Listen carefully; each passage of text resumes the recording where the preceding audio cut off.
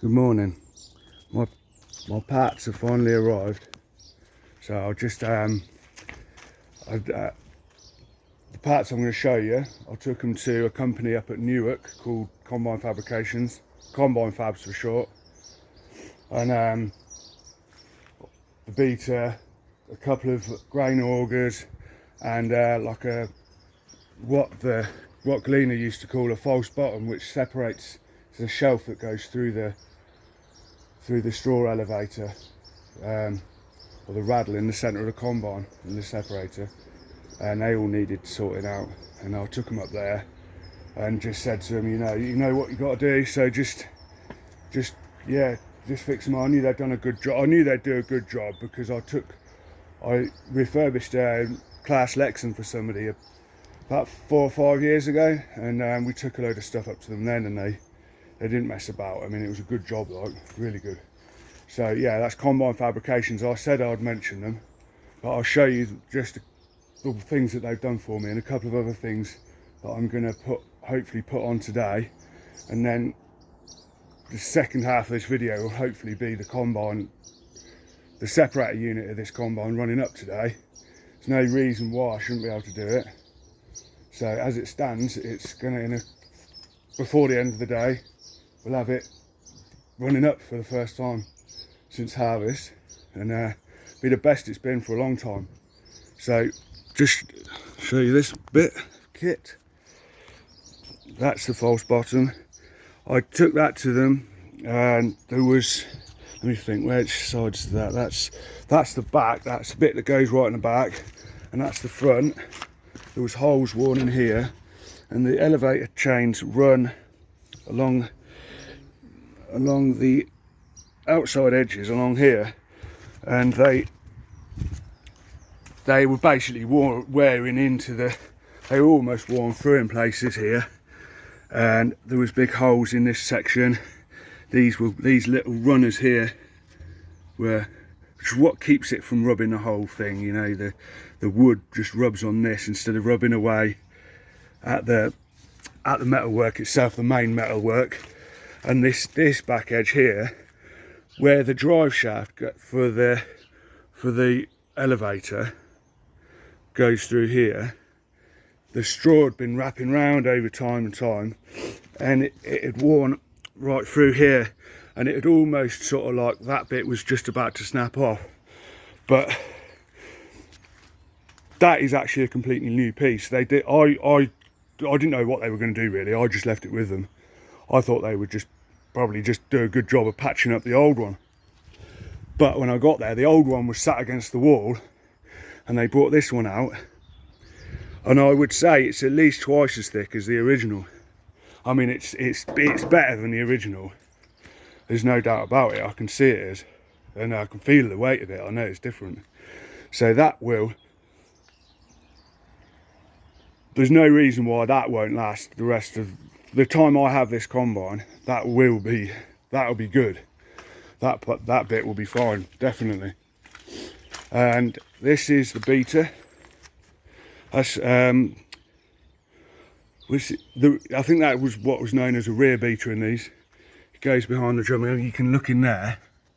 You can just see the beater bar there for the drum, and this goes in behind that.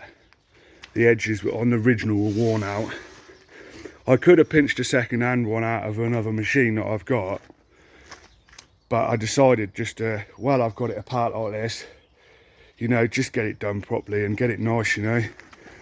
There was the option, I could have bodged it and I could have put a second-hand one in, but there's nothing like having a new one made. It's the satisfaction of just knowing that it's right. And these are both clean grain augers. I've had 2 of them done because obviously I've got 2 combines, and I thought, so the one that came out of this combine had all grown thin at this end. I think this end here, that's the sprocket that drives the grain elevator to lift the grain to the tank, and this end of the auger where all the grain piles up, we're just grown thin and all buckled. And you know, again, I could have bodged it and everything. I could have welded a strip round it and and it would have been all right, but like, there you go. I just thought I'd get it done properly, and it's done then. And that, well, I don't know which one's which, but one of them came out of this combine here. That one I got for the axle, and that was rotten just where it had been sat in the trash at the bottom of the grain trough, and the edge was rotten, so I got that done as well. So this false bottom goes in here. These are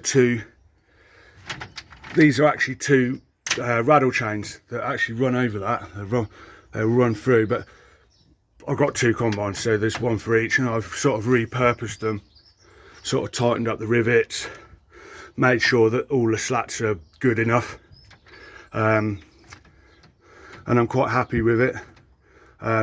This one was out of that one that I got for the axle again, and this is actually a really good one. I mean, you can usually see when they've done a lot of work, because it's sort of like these bits sort of, you can see the wear in them.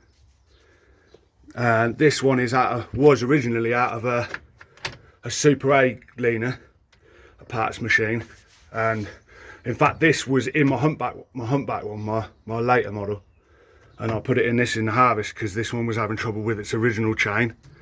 That's going to go back in the humpback. This one's going to go in this. That's actually a sickle servicer there that I bought a little while ago. It had been in a fire.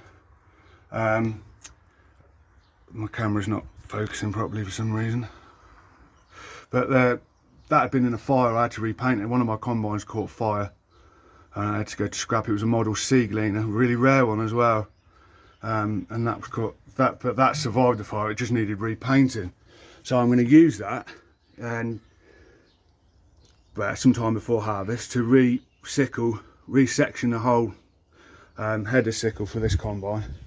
And had a little bit of trouble with the barley sticking in the front. I'm hoping that if I put new sections on with nice serrated edges, it will grab the barley a little bit better and cut it nicely.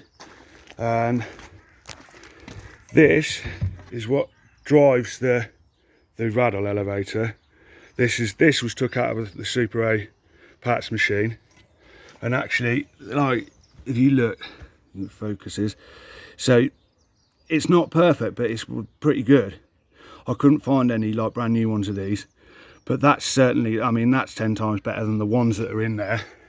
So I'm going to take them off and swap them.